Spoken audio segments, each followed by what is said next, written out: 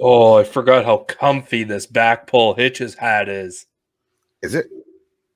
It's very comfy, especially without hair. Oh man, so comfy. Dude, you seriously look like a white supremacist.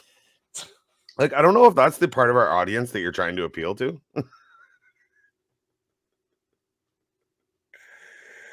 Like, you look like the type of guy that you would see on the 5 o'clock news that, you know, started a convent, drank the Kool-Aid, shot up some building, and everyone be like, yeah, that tracks. If you had to karaoke one song, what would it be? Tequila. Like, tequila makes your clothes fall off tequila? No, or like tequila. The song Tequila. Tequila. That one. Yeah. I don't even know that song. I just know the punchline. You got to say tequila like 3 times in the whole song, and that's it. That's the limit of your karaokeing skills. Yeah. I hate karaoke. Have you ever done it? I DJ'd it multiple times. I've hosted it multiple times. Okay, but have you done it? it? That's different. You were saying that you have, but have you ever actually done it yourself? I've never been intoxicated and had the opportunity to. No. I've always been sober and had to listen to all the drunk people sing their fucking hearts out. You've rarely been intoxicated. We've established that to be able to have sang it. You can sing karaoke sober. You just don't have the confidence. It doesn't mean that you can't do it. It's just not recommended. Why are these strings so far off-centered? I got really drunk one night at a bar. There's many stories that start that way. Mm-hmm. And I did karaoke, and I tried doing Nickelback Animals. Mm. You want to see butchered. Dumpster fire right there. Oh, I sounded great in my own world. My wife found out today that she didn't know turkeys slept in trees. She didn't know turkeys slept in trees. Peacocks sleep in trees. Do they? They're like turkeys? They fly up into the trees? Yep. So your peacocks go and sleep in trees at night? In the summertime, yeah. Oh, really, eh? They choose to sleep in the garage in the wintertime. Because it's cold outside? Yeah, because we have heat lamps. Yeah, that's pretty fair. But in the wintertime, if there's like an ice storm, their feet can actually freeze to the tree. Really? And back when we were in Zephyr, we had that one bad ice storm, and the peacocks couldn't come out of the trees until like 3 or 4 o'clock in the evening, just because that's how long it took for the limited amount of blood flow that they had down to their feet. Right. And they actually snapped their toes off. So then instead of having talons, they would just have like a nub. Really? Yeah. They literally like broke their toes off so they could get out of the tree. Yep. Wow. Yeah. The more you know. The more you know.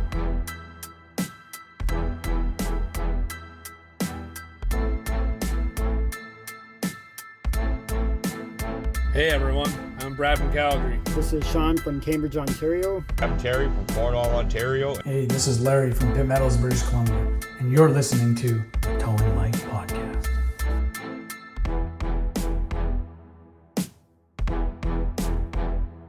On your mark, get set, go. Welcome to the Towing Life Podcast, where the ditches are deep, the trucks are loaded, but the drivers are not. I am your host, TowManG, and as usual, I'm joined by my co-host, friend, and former co-worker, the man with very strong opinions, Mr. PlainGuy. What is going on, G? What is going on? Oh, same thing, different day. Saving the world one broken down box at a time. We can't say it that early in the episode. We can't say it that early in the episode. We'll have to add the train horns. Welcome once again. You just like the train horns. I do really like the train horns. It makes you work. It makes you work at this podcast and playing with all the editing and growing as an editor. Mm. And for me, your personal growth is my biggest. Oh, is it now? Welcome to another week of the Towing Life Podcast. As G said, the ditches are Jeep, the trucks are loaded. The ditches are Jeep, English herds. Trucks are loaded, but the drivers are not. Before we get too far into it, as usual, we love your comments, questions, concerns, everything that our listeners bring to the show. So where can you find us? Easiest, most simplest way, visit www.towinglife.ca. All of the information is there. There's contact us forms. Right now, we've got the Recovery of the Month contest that's on the go. Don't forget to submit and win. You can win a $50 Amazon gift card. Canadian. Always got to throw that in there. We've also got new merch that's coming out. We just seen some on our social media come out. You can follow us on social media at the Towing Life Podcast on Facebook. You'll see everything we got going on. There's a contact us. You can send in questions, comments. We've had lots of it over the years. We've played some of it over the last year and some now that we've been doing the show. It has been great. We could not do this show without you. Nobody would be there to listen to the show if it wasn't for you. So for that, thank you. Head over to the website, www.towinglife.ca. Thank you to our wonderful sponsors once again, BakPul Hitches, BakPul Hitches.com. Head on over there, support those that support your favorite podcast. G, what kind of week's it been for you? I feel like the storms, we've had a break. I don't know what your weather is coming up here, but I know we're looking a little ugly. But we've had a break after the holidays, the storms that came with that. How have things been on your end? Have they slowed down a little bit? Yeah, I'd say we slowed down. Yeah, we slowed down a pretty good amount, which was kind of nice because we had a bunch of things break on us over that snowstorm. You push your equipment a little bit too hard to try to get things done and over with, right? You work your guys too hard, you work your equipment too hard. You know how it is. So it was a nice little catch me up and get some guys rested again and get some equipment back into the shop and give them some tender love and care, which is needed. Don't get me wrong, I feel like this winter's still been slower than most. And to be honest, since when I first started towing, I feel like the winters have progressively gotten slower over the last 5 years, just in the amount Really? of snow that we've been getting and the recoveries. And I myself have stayed fairly local to where I started, all within like 150 kilometer area. So it's all pretty much the same shiznit anywhere you go around here. And it's just, I don't know, the winters aren't the same as they used to be. I enjoy that you just said shiznit. I haven't heard that term since the 90s. I don't want to age myself at all, but since the late 90s. No, really, we're kind of on the opposite. And I don't know, I've moved around. So last winter I was back in the region that I'm in now. This is my second year back here after 7 years away, whatever it is. Mm-hmm. And we're in this weird spot where the weather's calmed down. The holidays are over. Towing seems to have been my entire year has been one step forward and it feels like two steps back. And I mean, it's not the company or the personnel or anyone moving in the wrong direction. We're all moving forward. But Mm-hmm. you just get to that point where it's like, okay, we just added another guy to our staff. Lighten the load up. Things are going to get, a little easier. We're going to have a little more time to work on things that we have to work on. Mm-hmm. And something comes up. Yeah. It has been like that nonstop where it's, okay, we finally got our team together. Everyone's kind of gelling. Everything's going well. We're good. And somebody would leave. Or somebody would get sick. Or a truck would go down.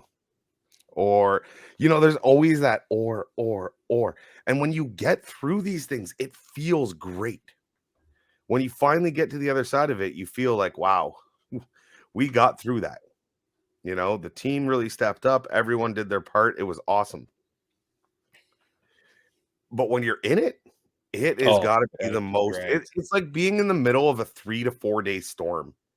Yeah. We've all been there, right? You're in the middle of that 3 to 4 day chaos, and you're halfway through, and you are beat down. You're torn down. You're ready to just yell and scream at somebody. Yep. And then when you get out to the end of the storm, you guys are laughing. You're telling stories about all the crazy stuff you did during it, all the wild jobs you had, all of that stuff. But we seem to just keep constantly getting thrown into that week after week after week after week. I reached out to my owner and I'm like, how do you keep motivated in these times? Right? Like, how do you keep motivated when it's like, okay, we're in a good spot for like a day and then it hits the fan and he goes, it could always be worse.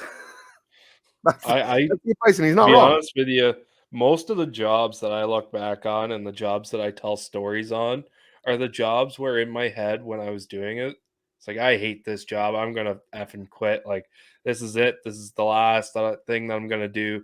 And you push through it. And then when you look back on it, you're happy that you pushed through it and you didn't quit, because just in that moment, you're heated, which also drives you to get the job done a little bit faster because you probably don't want to be there. You're overworking yourself for the amount of money that you're making, whatever the case may be. But then once it's done and you're on to the next one, oh, it's done. You don't have to worry about it again. And now it's just a story or a growing part of yourself, because now it's more knowledge. You did something a different way and it worked for you. And that's just one of the things that it is. And like you're saying, people leaving, and you think that your company's on a good spot from a management perspective and you got a good team going on, and then one of your operators breaks a leg or something, which just throws you through a loop, and now you don't know what to do because you haven't been put in this position before, and it puts you out of your comfort zone. But then the rest of your team pulls together and gets you through it, right? And those are the team building times where you nut up and you shut up and you get through it and you just push through. And that's one of the best feelings that you can get in your workplace, I find. No, it's true. I know we had, like, when we hit that big holiday storm. I mean, that storm was a good 5-6 days straight of just chaos. Yeah. And I've got a very young and inexperienced team with me, right? And they did phenomenal. And there was points throughout it, just like everybody, you get in those ups and downs where you hit your bottom, like you're talking about, and you're like, that's it. Enough. Like, you could see them on the verge of breaking. And so you talk with them, and the only good thing I can give them was that if you can get through this is one of the worst I've seen. So if you can get through this, I promise you, it gets easier. You're not going to have as many hard days like this again. No, these are some of the worst conditions I've seen, or just because of length and time and how it all played out, right? And timing over the holidays. This is some of the worst. So if you can get through this, yeah, like I said, there's not going to be days like this that come around too often. I've been at it 10 years. And this is the worst I've seen. So if you can get through this early, know that it's all downhill from here. It's all downhill from here. But it's true. The stories, you are right. The stories, thinking back of some of my most memorable stories in towing have come. Or some of the worst jobs that you had to do. Yeah. I remember this load transfer we did at a scale with two guys, and a piece of equipment. And we got halfway through this thing just going, oh my God, I bit off way more than I can chew. Yeah. I am never going to put Humpty Dumpty back together again, because it was quite the interesting load. And, when you get through it, the guy that I did the job with, we still joke around about that job, right? Hey, you want to head over to the scales? I heard there's a load shift. Or it was a trailer brought out of service, a load transfer. And you know what I mean? We joke around about it, and the bonding that we did on that job is something that you couldn't do if you weren't both down in the trenches, both beat up at times, and got through and found a way to see your way to the other side. And that's what I think builds good operators, right? I've been a big believer. I need to see guys get broken down. Like, guys get broken down. I had one not long ago doing some recovery work on the highway. And I can tell he got beat up. Nothing would go his way. He struggled. And we sat down after, and you could just tell it took its toll. Yeah. And I'm a big believer that guys need to go through that. Right. And it's not that I'm not going to hold your hand through every one of those scenarios. I'm going to give you advice after, and we're going to talk about it. What went wrong? What could have went right? But how you come back from that is going to determine what kind of operator you're going to be, right? It's easy to get beat up. This job will beat you up, chew you up, and spit you out faster than you know what happened. It's the nature of the beast. Yeah. So seeing how they bounce back after those moments, how they come back after failure. I'm not worried about a guy failing. You're allowed to fail. You're allowed to make mistakes. You are allowed to hook something up and, ask for somebody's opinion until they tell you that, oh my God, you messed that up big time. Yeah.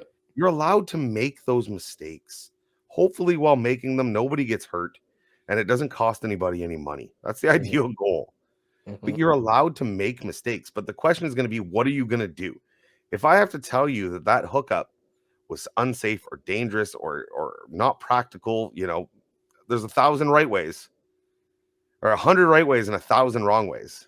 If it's one of the 1,000 wrong ways, and I tell you, how many more times are you going to do it before you learn? That's what you're looking at, is what they do with that failure, what they do with that adversity. And especially when you have a young team, it's threading the needle of not pushing too hard. Because it's very easy to push guys past burnout. You pushed yourself past burnout. I pushed myself past burnout. Yep. We did it on our own. Most of the times that I pushed myself to burnout, it wasn't because somebody was sitting there with a whip over my back forcing me to go, go, go, go, go. You do it yourself. Yeah, it's, I can give you a break. No, it's all right. I can keep going. And I don't know, like this industry and this job, it's different for a lot of different areas. Like I know myself is I don't have too much interaction with the people that I actually work with on a day-to-day basis. I show up to work, I get in my truck, I go get my coffee, and I'm on the road, right? That's pretty much how I start my day. And a lot of times, unless it's a slow day and you're all just bumming around at the shop, you don't get a lot of that interaction with that new guy or whoever the case may be. So these wrecks that you actually work on, and they're normally pretty big and pretty bad if you need 2, 3, 4 trucks, whatever the case may be, to even justify bringing out a second guy. Especially once you get some experience under your belt. If you're green, obviously you're going to have someone looking over your shoulder a little bit more. You might have a more experienced operator come out and like help show you the ropes, which is good. But that's not always going to be the case. You have to be a very independent type of person and more so of a lone wolf, if you will, to succeed in this job in certain areas. I find, at least, that's my opinion. And so a lot of these learning things that you're out and doing, you have the final say to say if this is safe or not to go down the road, right? And sure, you can always ask someone later or take a picture. Like, I don't think I've ever sat there, took a picture of something, sent it off to someone to get approval for before I actually started going down the road. Like that's It's an afterthought. yeah, it's an afterthought. I get it there. Like, I don't know, when I first started, chain slinging was one of the things that I was chain slinging. It's as much as I love chain slinging, that's where it's out of the norm, right? In a wheel lift, because your wheel lift is designed to have scoops to pick the tires. Well, now you got no tire. Wheel retainers, according to Yes. the roadsides. Yep. Yes, wheel retainers, wheel grids, and the whole kit and caboodle. Anyways, so now you're chaining up this car to your wheel lift. There's many different factors. Okay, well, your chain is supposed to stop the car from sliding off the back. Well, what stops the car from sliding forward? Well, that's on you to figure out what's strong enough to stop that car from sliding forward. Okay, now what's stopping the car from sliding side to side? Once again, that's on you, right? So you get into some of these. I had a Mercedes SUV at the company we work for, and I actually had to call out another operator to come help me because I had this thing up on the top of my wheel lift. I had scooped the one side, the other side was missing its wheel, couldn't get wheel studs back in to put the wheel back on. So I balanced it on top of the wheel grid itself because it's a perfectly good car. And if I try to sling it, I'm going to be into the bumper and pushing up. So I wanted to sit the brake rotor on the top of my wheel lift to give me clearance, right? Because it's aluminum. So I know what you're going with. I just don't know if I like the idea. I didn't like the idea either because they had the aluminum wishbone suspension, so I couldn't really grab on to much. So I literally sat it on top and I brought out like 4 little 1-inch ratchet straps and strapped it straight down to the wheel lift in multiple different spots. And then I put safety chains on it as well. And I had another operator come out and he said, I would go to Timbuktu and back with that. Like, that's overkill. Just the way I had it set up in that moment.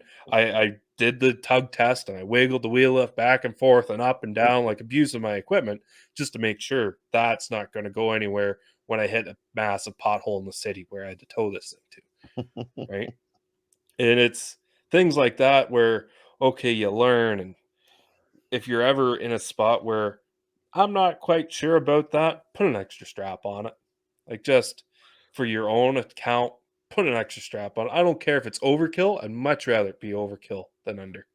Or ask, like, if you're a new operator, and I know a lot of, surprisingly, I think a lot of new operators actually listen to this show because, you know, I've ran into a couple of them. It's because they get all gung ho. They get a job at a towing company, and the first thing they do is they go on YouTube everything they can about towing, and we happen to be one of their sources, which isn't always the best thing to do. No, but 100%. So if you are watching on YouTube, this is a good time to remind you to hit the comment, link, or like, thumbs up, all that good stuff. Share with your friends and family. Show them what these two idiots talk about week in, week out.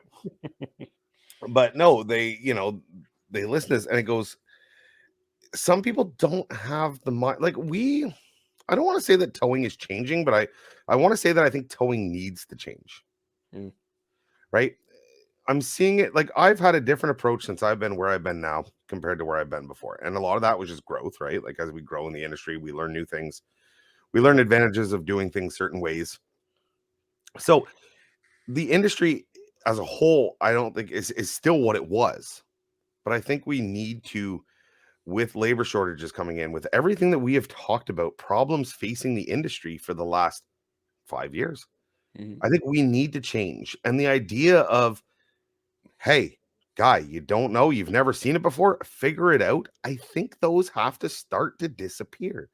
We have the ability now with technology, right? I don't know how many times I've had guys, hey, FaceTime me.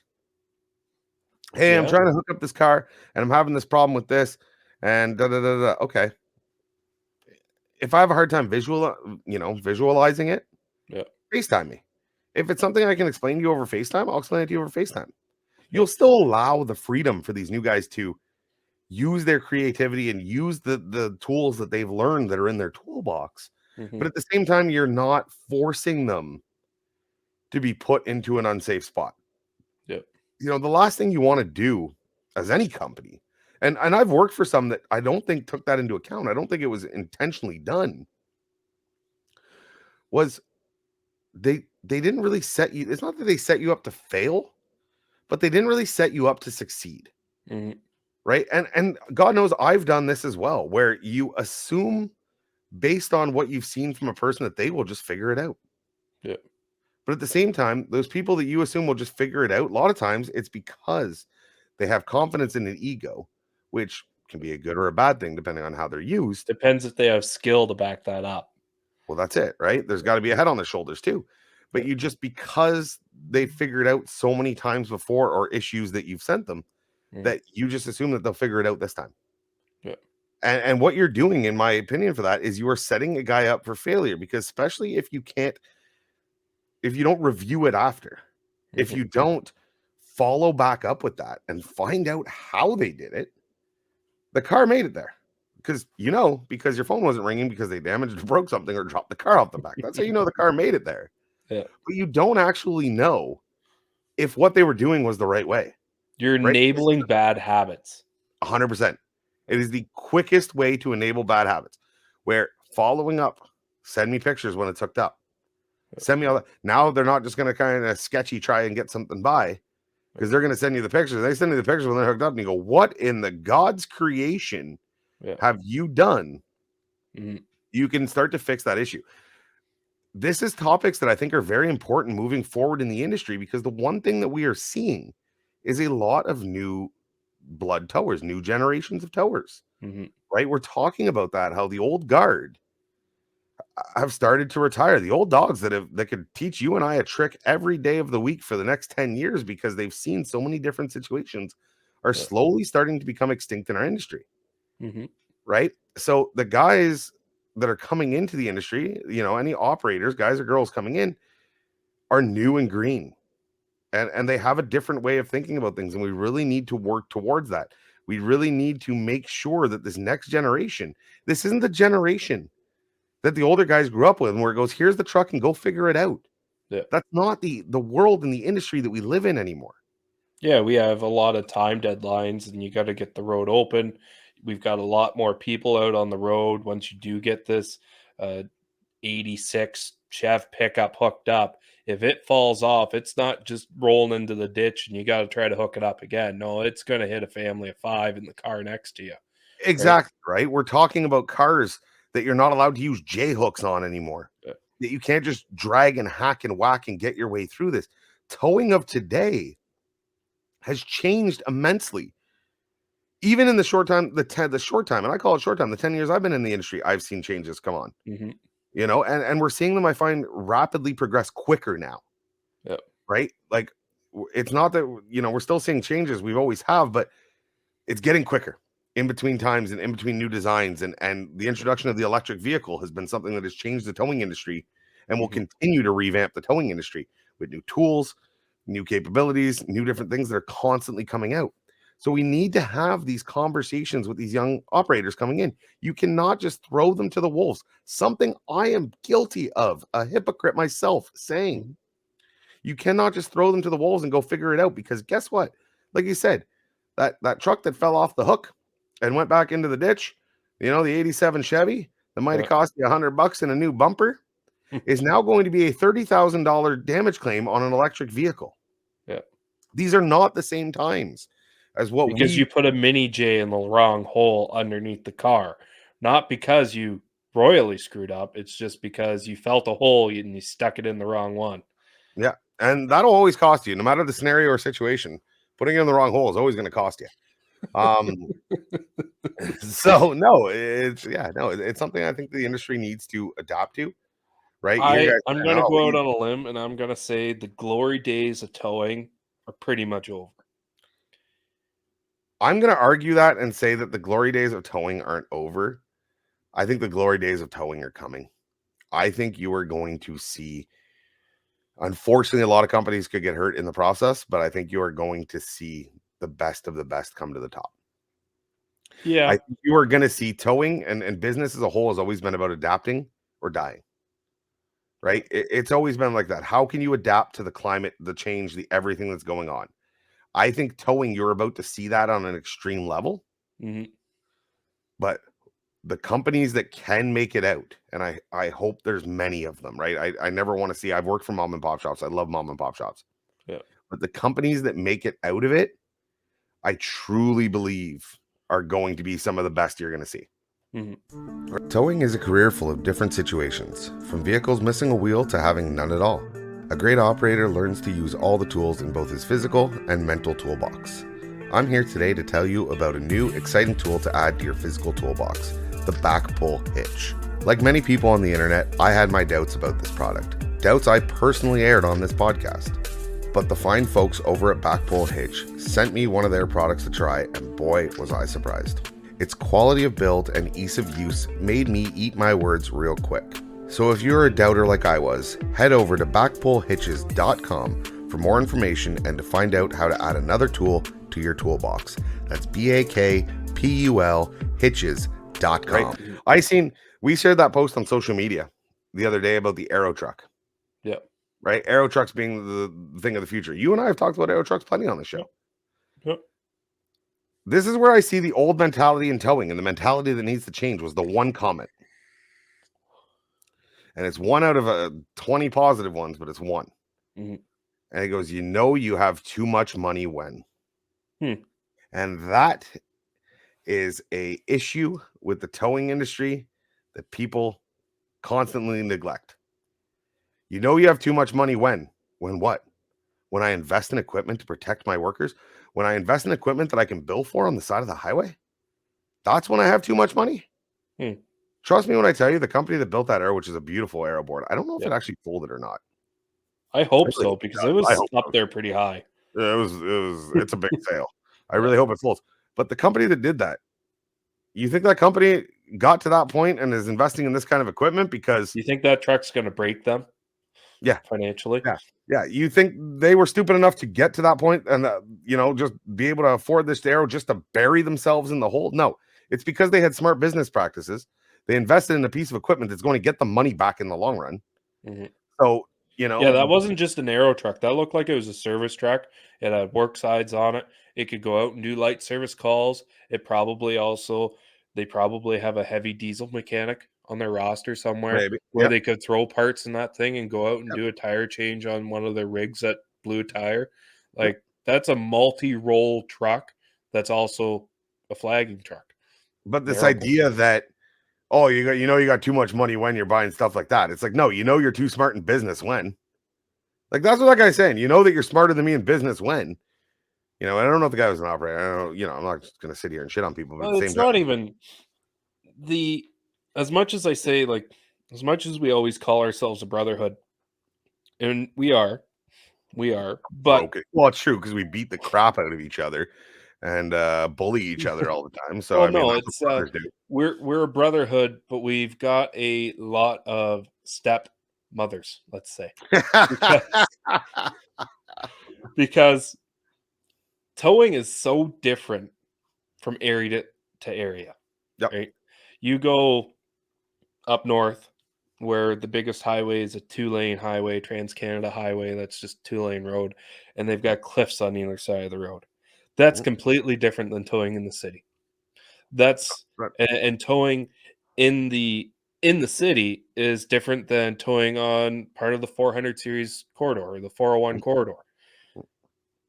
You go from, like, we had a comment left, or it was a Facebook message by Jackson, who's watching our hourly and commission and how we were saying that wreckers are dying.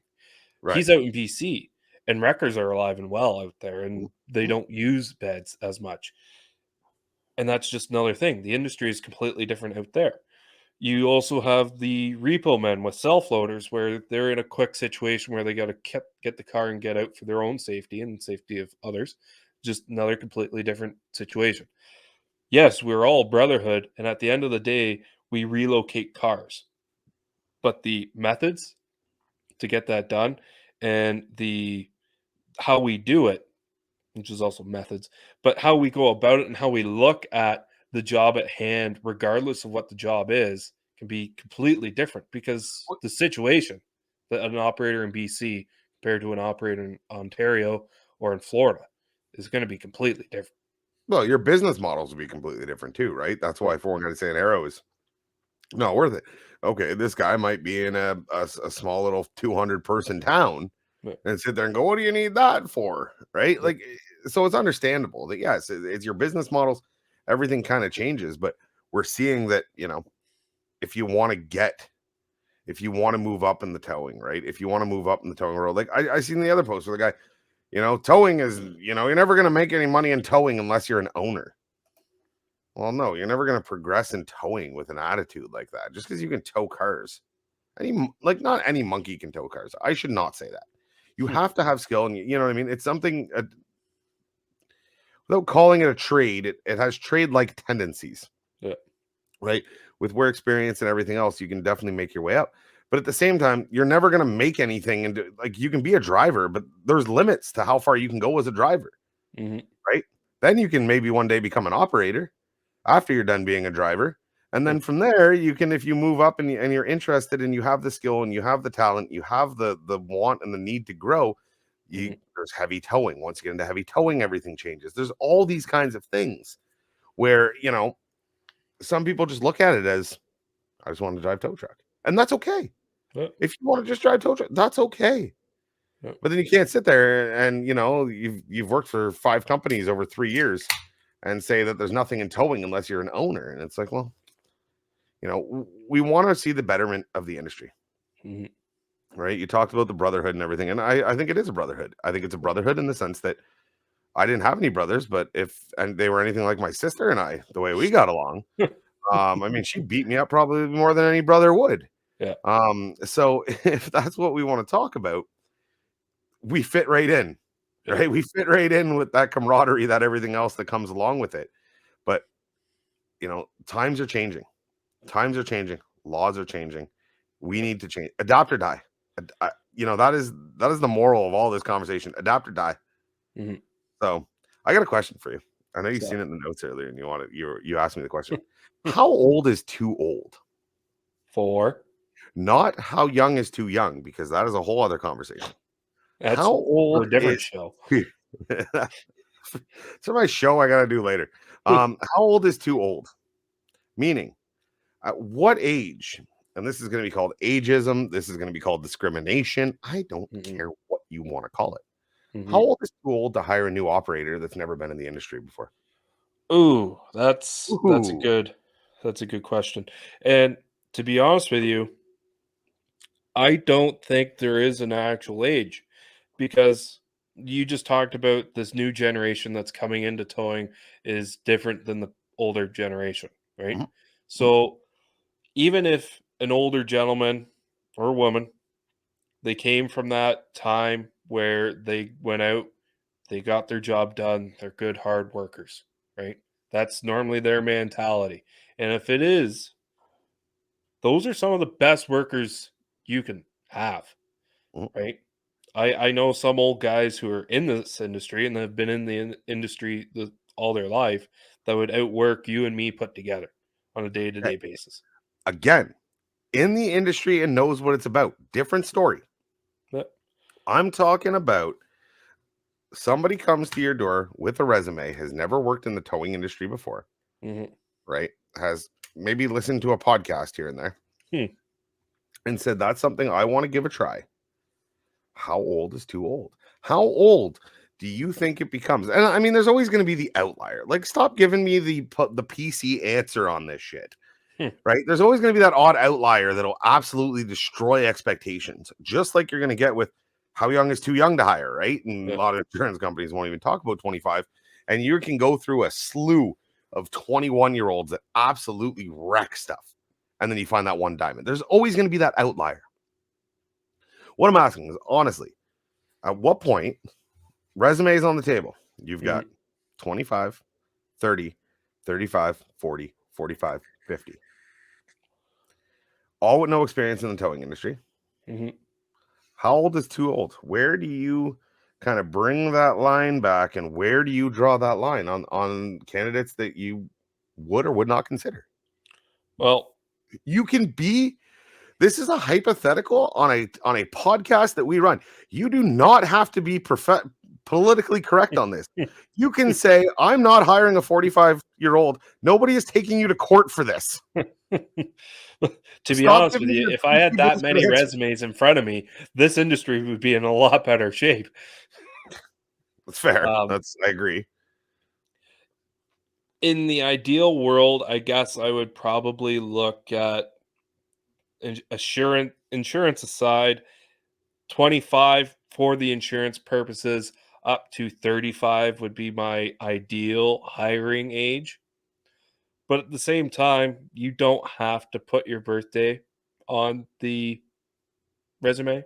No, but I'm gonna sit down. I'm gonna meet with these guys. I gotta get their DLs. I'm gonna know Yeah. how old they are. Now, regardless, if I've got 5 resumes on my table or 1, I'd still want to interview these people, because with this job, you see what type of person they are, right? Well, you do I interview everybody. You think you just hire? I know you've never been in a hiring position, but you just think you no, hire I'm people off saying, of like, a I resume? wanna interview these people and then go out into the yard, right? Yeah, Show yeah. them. Like, I wanna give them a fair shake, especially if, let's say, I've got a 55-year-old gentleman who wants to work for me, right? Mhm. Okay, cool. Come do the training with me. I'll train you for a week and a half. See how you like it. But at the end of that, because I'm gonna pay you for this training, you have to give me your honest answer to whether you're gonna be able to do this job or not. You're gonna wait. Okay, I see what you're doing.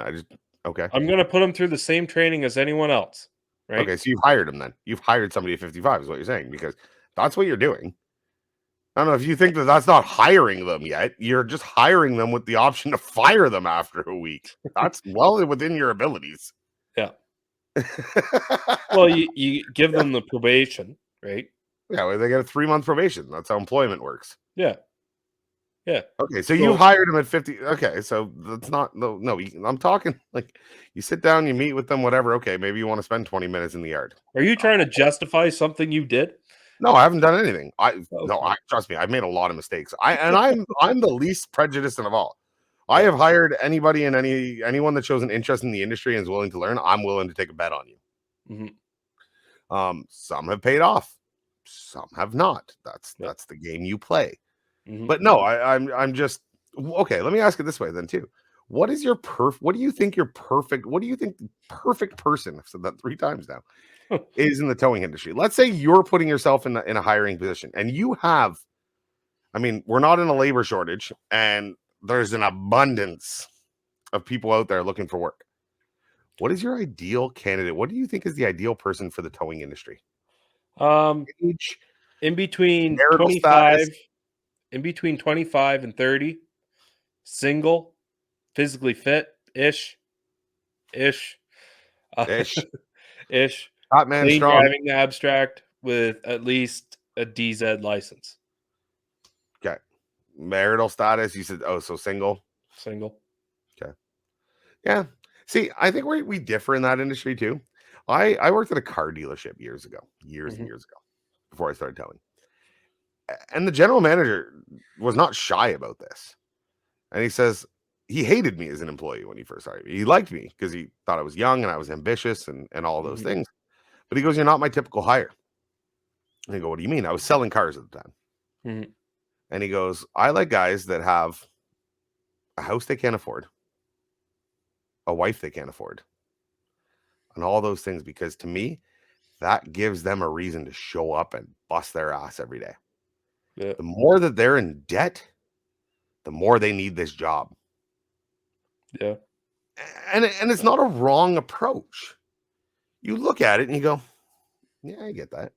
And I'm sure there's probably companies, someone's listening to the show going, "Oh shit, that's what my company's doing." But it definitely works. But at the same time, like for myself, I want them 22 to 25 if I can get them insured. Yeah. I want them with to no experience, so you can mold them the way you want to. And I'd like a little bit. Wouldn't be the worst thing, but it's true. If I'm gonna not even so much towing experience, but hands-on experience, driving and doing long hours. Yeah, like I'd like them to have an experience. Like snowplow. I got one guy who was an apprentice. He was an apprentice before this, mechanic apprentice. Great. Guess what you deal with all day long? Cars. Exactly. So he's got to understand. I can tell him not to hook on a tie rod. He doesn't look at me and go, "What's a tie rod?" Why? What will happen if I do that? But I want people to fall into the same trap I fell into. And what that is you get hooked on the industry before you realize, I could have done so many other things. I want to show the people the sign that's sitting behind me that we're making into a shirt. We're making it into a shirt. Okay, go ahead and get the sign. You go ahead and I'll keep talking. But no, I want those guys that want, that get hooked on it and that do the work and go, "Oh man, this is awesome." And then they have a shitty time. Tell me again how much I love being a tow truck driver. I keep forgetting. Yep. That sums up days. If you want this on a shirt, check our website. Yes. Head over to towinglife.ca/shop. I'll make you a deal. It's an awesome shirt. If you're not watching on the YouTube side, it says, "Tell me again how much I love being a tow truck driver. I keep forgetting." It would look great on a shirt. It is exactly my style and design on what I like to put in shirts. If you want one, I need one email, one Facebook comment, one YouTube comment, something saying, "I want that shirt. I want TowManG shirt. I want that shirt. I don't care. I'll make it into a shirt." I'm not doing it without it, just to spite G. Oh. If G wants it in a shirt, he can go design the damn thing. We agreed upon it before the show started. Yeah, well, I take it back. So, no, I'll put it on a shirt. God damn it. I'll get it on a shirt. It'll be next week's project. It's not a this week project. It's a next week project.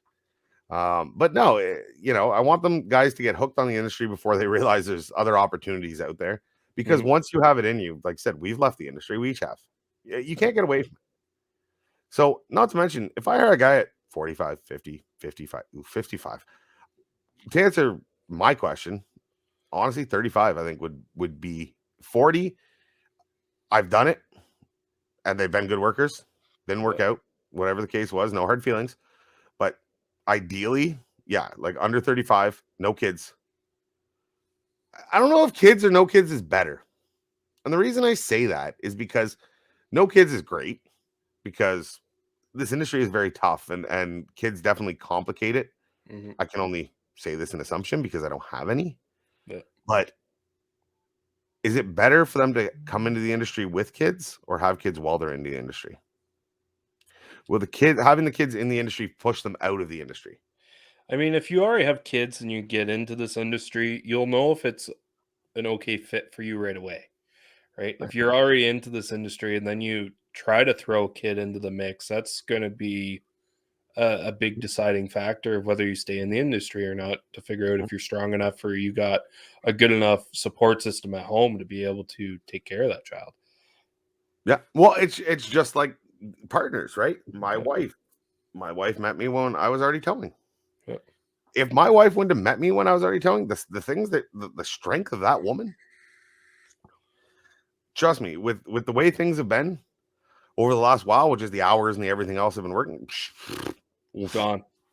oof. I would say there's a pretty good chance of that. I don't know how she's hanging on now. Hmm. So not being familiar to the industry would have made that a whole lot tougher. Yeah. Yeah. Like I had a guy come in for training last week sometime. He showed up at 4:30 in the afternoon, 4 o'clock in the afternoon. A heck of a time to go for training. Yeah, I know. I wasn't the one who set up the time to start I training, slept in. I overslept my alarm. but he applied for a part-time position. He was Okay. a little concerned about hours. But anyways, the first things that he said were, "Oh yeah, I've been around tow trucks before." I was like, "Okay, so what do you know?" And he was going to be a record driver, so I was like, "So you look at this. What's the different parts here? Like, just give me your background of what you know, and we can build from there." And he was like, "Oh, well, just teach me like I'm green." Okay, so you tell me that you've got some experience with tow trucks, and then you just go ahead and teach me like I'm green, but you don't actually. Okay, so I go over what the boom is and all the controls and the wheel lift, and I slide out one of my dolly bars and I put it on the spoons on the wheel grid to show him how to do safety chains, right? Yeah, I Because always forget that trick. I really like that trick. and he started going over. It's like, nope, don't go over because there's going to be a car there. Go under, right? So we did that a couple of times and he got that. And that's one of the things that I always drive hard because it's a simple thing and there's only one legal way with a Vulcan wrecker. Anyways, so then he decides, Vulcan okay, strapless Vulcan wheelless. strapless. Yes. I know how you love your little asterisks and Yeah. warnings underneath. So Yeah. there you go. So then we pick up his Acura, all-wheel drive SUV. I was like, okay, I'm gonna pick up your car and I'm gonna put dollies underneath, but you follow me around and I'll explain everything that I'm doing. Monkey see, monkey do. Right. So I do all this, and he didn't bring gloves, so I gave him a pair of gloves. I get everything all set up, tear everything back down, go through the motions. He goes to get back into his car and park it, and he's wearing my gloves. He opens up his car door, wearing my gloves. He gets into his car, wearing my gloves, and he touches his steering wheel, wearing my gloves. And I yell, "You better not ever do that in my goddamn truck." He was like, "What?" I was like, "You're wearing your gloves. Dirty, wet, muddy gloves. Greasy. Those are Yep. my recovery gloves." So they're the nice big rubber ones. I don't care what gloves they are. You don't wear gloves in customer cars unless there's, nastiness and So whatnot. he takes off my gloves and he comes back over and we're standing beside the truck just shooting the breeze. And he asked me questions. It's like, yeah, I got out of this industry, but it's like an addiction. It just brings you back in. It's not necessarily a job, it's a lifestyle. And he was like, I heard that on TV a couple of times. I just thought that's what they said on TV to like make it a little bit more dramatic.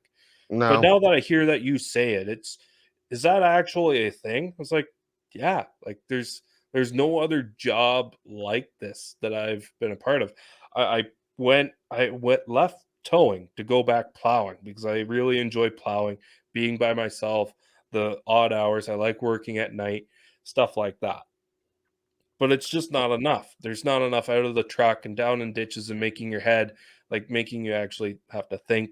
And it's just the same stuff day in, day out. It's mind numbing. It's not mentally Yeah. stimulating. Yep. So, and that's why I said to him, he's like, "Oh, wow, okay." So he left, and I never did see him again because it's not for him. He made it 2.5 hours worth of training, and that was it. You give the same pep talks I give. I have been accused of having talks with guys and just, not berating, not anything, and just, like, hey, this is what it's about. This is what it is. I'm not going to sugarcoat anything. The No, and those hours guys have gone sometimes on to suck. quit. Yeah, the hours sometimes suck. He kept wanting to know what the pay was going to be like and how much he was going to make every week or every other week. And I said, I don't work that shift that you're applying for, so I can't give you a dollars to donuts figure. But I can tell you, these are the rates. This is your percentage. This is how much you're going to make per hour on this type of run. Yeah. Right? Yeah, that's all you can give. And if you need to make money in the towing industry, 100%. Yeah. If you're not making money, then you need to make money. You need to make a living. Yeah.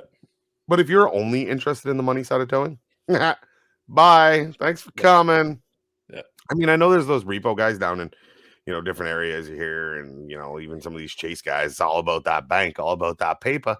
But it's here comes the money. Yeah, but when you're in if you're in towing for towing and towing and recovery, especially, and all that kind of thing, and if you want to be part of any sort of company that's looking to grow and all that, and not these one-offs or fly-by-night operations or any of those kind of things, if it is only about the money, go make your money somewhere else, because you'll make more money somewhere else. I'll tell you that right now.